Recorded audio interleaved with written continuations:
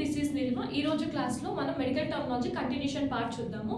So next example is the otomy. Otomy is nothing but incision అని చెప్పేసి చెప్తాము.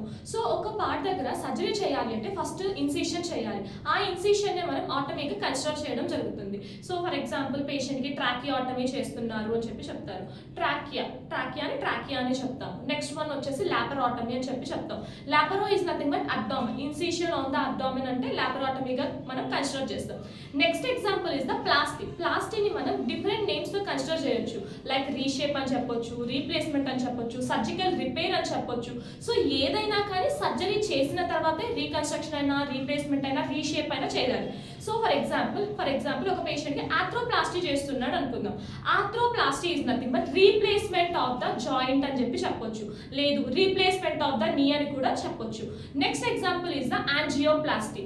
Angio is nothing but blood వెజిల్ అని చెప్పేసి చెప్తాం. సో బాడీ పార్ట్లో ఎక్కడైనా బ్లడ్ వెజిల్ అనేది బ్లాక్ అయినప్పుడు దాన్ని ఓపెన్ చేసేదాన్ని ప్లాస్టీగా కూడా మనం కన్సిడర్ చేయొచ్చు. సో ప్లాస్టీని మనం డిఫరెంట్గా కూడా మనం కన్సిడర్ చేయడం జరుగుతుంది. ఇంకా మీకు డెప్త్ నాలెడ్జ్ కానీ కావాలి అని అనుకుంటే కమెంట్ చేయండి. Thank you.